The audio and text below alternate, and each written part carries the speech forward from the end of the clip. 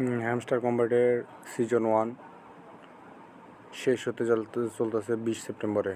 20 সেপ্টেম্বরের পরে আর কোনো ধরনের কোনো কিছু এরা নিবে না। হ্যামস্টার কম্বাট দেখেন এখানে লেখছে season 1 officially end on 20 September.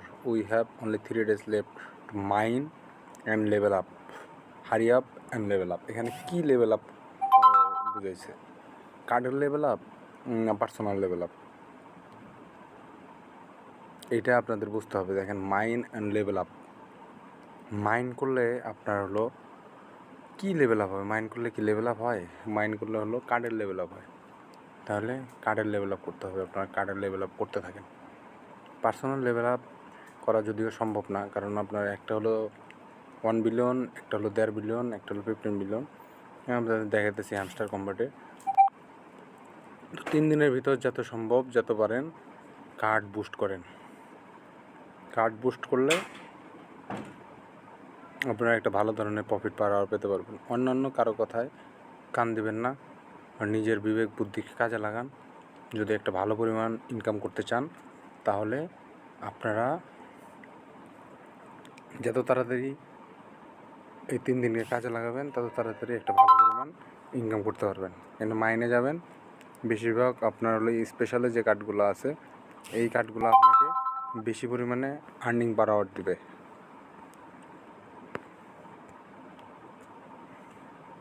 আপনার লেভেল আপ করতে থাকেন, কার্ডের লেভেল আপ করেন এবং প্রফিট পার আওয়ার বাড়াতে থাকেন।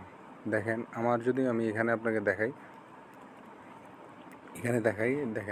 আপডেট কার্ড লেভেল হলো 50, আপডেট কার্ড লেভেল 25। এটা আমি করতে পারিনি, আমার কয়েন সংখ্যা কম ছিল। যদি আপনাদের কয়েন বেশি থাকে তাহলে আপনারা একটা কার্ড অন্ততপক্ষে 25 লেভেলে করে রাখেন। দেখেন বিশ্বে যারা করে তার 0.54% লোক অলরেডি করে রেখেছে একটা কার্ড, 5টা কার্ড করে রেখেছে 0.01% লোক।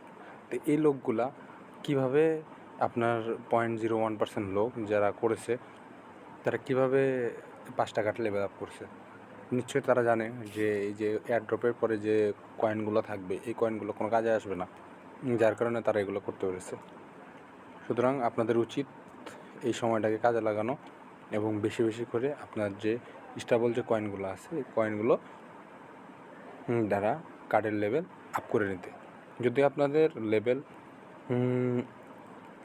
এর পাশাপাশি চলে যায়, ধরেন আপনারা আছেন হলো লট লেভেলের কাছাকাছি, 900 মিলিয়ন বা সামথিং, আর 900 মিলিয়নের মতো আছে, তাহলে আপনারা 2-3 দিন অপেক্ষা করুন। 2-3 দিন অপেক্ষা করে দেখেন যে লট লেভেল, ক্রিয়েটর লেভেল এই ধরনের লেভেলে আপনারা পা দিতে পারেন নাকি।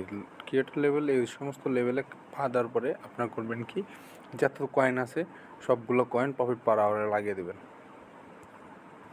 দেখেন যারা বিশ্বের প্রথম অবস্থানে যে আছে তার মাত্র কয়েন আছে হলো 12,80,000, সরি